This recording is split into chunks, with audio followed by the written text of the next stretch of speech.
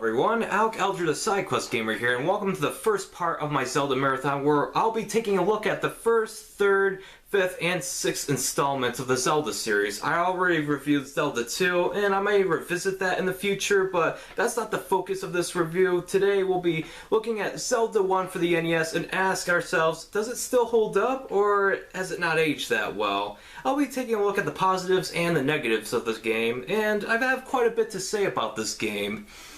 I put off this review for long enough. The Legend of Zelda is legendary among the NES community. Many NES veterans consider it to be their second favorite NES game, losing only to Super Mario Bros. 3. I mean, it's the Legend of Zelda, one of the most recognized video game franchises on this planet. This game pretty much started the action RPG genre.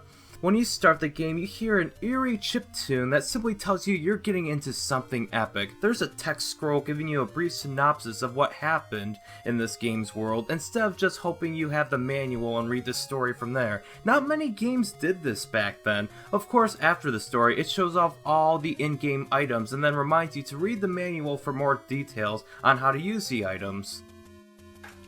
Got it! The story involves the evil warlord monster known as Ganon, or Ganon, with two N's, taking over Hyrule and imprisoning Princess Zelda. You are the courageous adventurer known as Link, who is told by a character mentioned only in the manual named Impa that you have to get the 8 pieces of the Triforce of Wisdom scattered throughout the 8 dungeons in Hyrule. Then you'll use that to defeat the evil Ganon and free Zelda and the Kingdom of Hyrule. Insert your main character is not named Zelda joke. Then you're presented with a file select screen. Two things I would love to note here. According to the Guinness Book of World Records, The Legend of Zelda was the first console game to utilize an actual save battery, which allowed you to save your progress rather than input a password that would trigger a sequence of things that happened before, like what level you were on, and sometimes how many lives and continues you had. Another thing worth noting is that this is one of the first games where you get to name your player. I mean, sure, you get called Link in the end of the game by Princess Zelda, but this was cool that the game let you name the character. I heard something to the effect that the character was named Link because it's supposed to be a link to the player and the character as well as the rest of the game, which is why Link doesn't speak in this game and has since then become a silent protagonist in the franchise. You are supposed to be Link. You are in the land of Hyrule, going from one dungeon to another. So I put in my name and it can only fit SQ Gamer, and I'm in the middle of nowhere with a doorway in front of me. I am unarmed and alone, so obviously I have to go in that doorway in front of me, and it's a cave with a wise old man who gives me a wooden sword. After that, my adventure begins, and soon yours would be too. So when you start the game, you go off exploring the vast open world of Hyrule free of rules and regulations. Do you dare try your hand at going into one of the dungeons, or do you want to get a little more better equipped before attempting to do so to make your experience in the dungeons easier? Because it is possible to first get the bombs and candle, but bombs are a necessity since you can bomb secret passages open where one of the evil pigs gives you money for no reason. So don't ask any questions, just shut up and take its money. And then you can buy things like more bombs, arrows, and the highly expensive blue ring that increases your defense, but it's cost right at the money counter's limit, being 250, but it is so worth it. The problem? Well, you'll have to know where all this stuff is first, provided it is optional, and if you're playing without a guide, you likely won't get the blue ring until much later, unless you spend hours in every nook and cranny of the available overworld, triggering Armo statue enemies to awaken them, and then uncovering a secret passage, or even a bracelet which lets you move certain stones, which would then allow you to use this game's warp stairs that allow you for fast travel around Hyrule. This is arguably the first open world game, but it's not so open it's daunting, although it is very maze-like, because I remember on my first playthrough when I didn't have Wi-Fi at my house, I beat the first 2 dungeons and couldn't find the third because I didn't have internet handy. When I did find the dungeon entrance past the graveyard, it turns out it was actually the 6th dungeon, and I, being the foolish kid back then, thought I could take on these enemies in this dungeon with just 5 hearts and a green tunic and a wooden sword. And I was wrong. They handed my butt to me. but it does show how open this world is, and how unhelpful the overworld map is. I mean, I know that dot is me, but why can't it be rectangles like the dungeon map, not just some big gray rectangle? In fact, when exploring the overworld, why is all the dungeons tricky to find? I get crypticness was somewhat intentional, as Miyamoto wanted players to communicate with one another. I still think there is such thing as too cryptic and too open-ended. My idea of emphasizing exploration without making it a progress hindering chore is to at least give a subtle hint as to where to go. Why is it random set pieces require bombs in order to access it, rather than have a slight visual indicator like with how A Link to the Past did it? Without a guide, it can make a game not challenging, but frustrating. I did hear the North American version did come with a map of the overworld to make finding the dungeons easier, but not all of them are that easy to find even with the map. How was I supposed to know that in order to access the 8th dungeon, I had to burn a specific bush with a candle, without outside assistance from a friend or a guide, or even Nintendo power? That is a progress hindrance. You can't beat the game without going through the first 8 dungeons, and if I can't access one of them without outside knowledge, then how will I beat the game? As for the dungeons themselves, they can be maze-like, but if you can find a map and a compass inside the dungeons, they're actually a fun time. Well, except for the very last one. Then it's just insane with all the enemies. The later dungeons will hand your butt back to you if you're not well equipped with items that are hidden very well throughout the overworld, like the magic sword and the blue ring. Sometimes I found myself defeating the dungeon's boss and getting the Triforce piece earlier than expected, and then would have to go back in that same dungeon to find the dungeon's hidden treasure, like the raft or the ladder, that I would need to progress to further dungeons. So if I'm to sum up The Legend of Zelda, it's cryptic. Its difficulty only stems from how ignorant you are on the game's secrets. If you know everything in the game inside and out or have a guide handy, you can have a challenging but fun time like I did for this playthrough. But if you're not using a guide or some sort of outside knowledge like a friend, then you'll find yourself grinding for rupees, buying items like bombs and health potions at the shops you did find, and then get your butt handed to you by the Wizrobes, mini-bosses, and those centaur creatures. If you're not using a guide, then I highly recommend either drawing your own map and marking the locations you tested your bombs out on, or even print out a map of the overworld from the internet and mark the locations you did visit.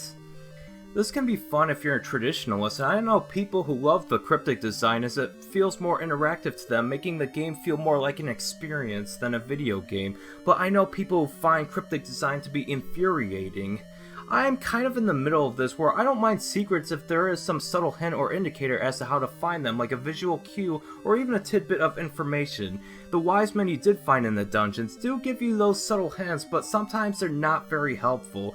Like, Dodongo hates smoke. I, on my first playthrough, literally bought the candle and then fought Dodongo thinking that the candle would kill him, but it had no effect. So thanks to playing Zelda Ocarina of Time beforehand, I figured that I'd try the bombs out, to which it succeeded.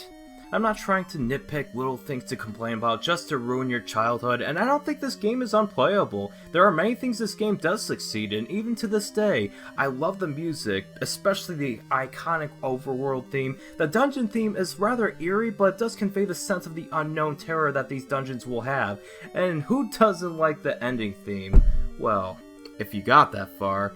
The sound effects are also very noticeable, as for a 1986 NES game, hearing the waves of the water and actually sounding like ocean waves is an impressive feat for the NES sound chip.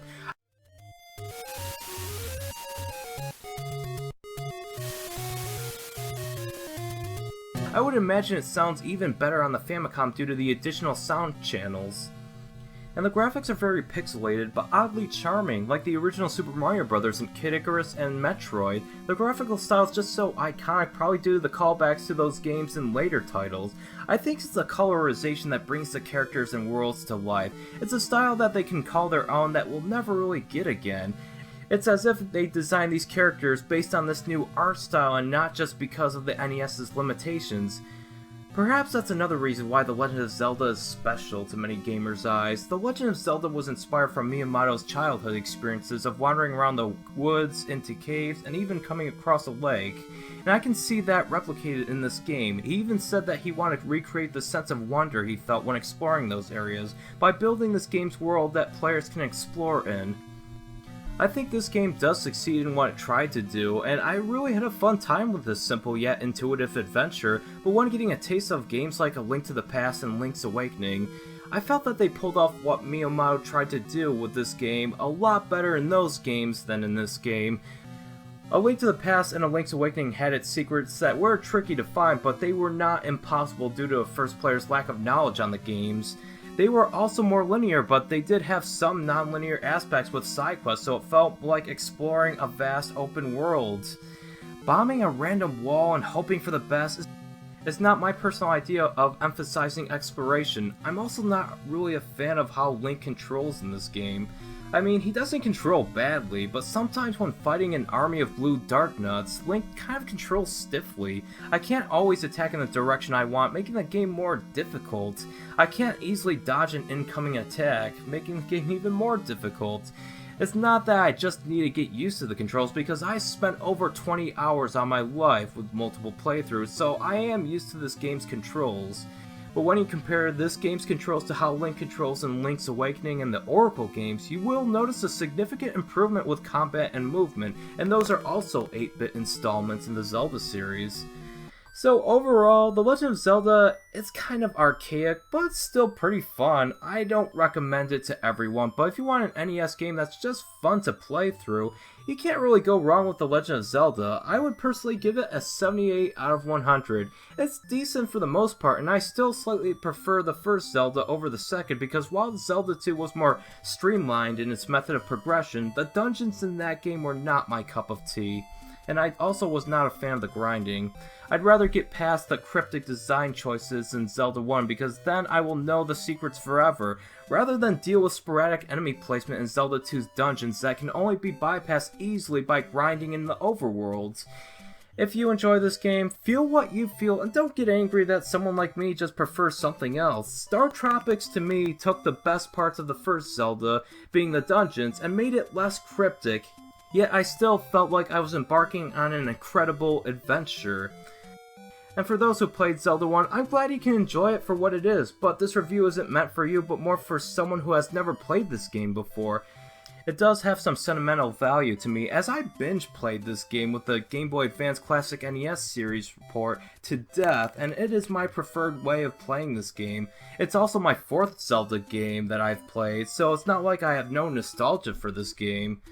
But for those who've never played this game, it's also only $5 on the Wii U and 3DS eShop, so if you're curious, it wouldn't be a total loss if you didn't like the game. Just be sure you're aware of what you're getting into before spending $5 on it. I have beat the second quest before, but I sure was no stranger to red potions and a guide for that playthrough. You can access the second quest by beating the game once or typing in Zelda as your file name. But be warned, it is really hard. Next week I'll be reviewing The Legend of Zelda: A Link to the Past, and I will make a side quest video that will come out the week afterwards. Yeah, it'll be fun to make, and so until then, thank you guys so much for watching this video. I hope you found it informative to those who'd never played this game before, and I hope I wasn't too harsh to those who love this game to death. And as always, remember to stay awesome.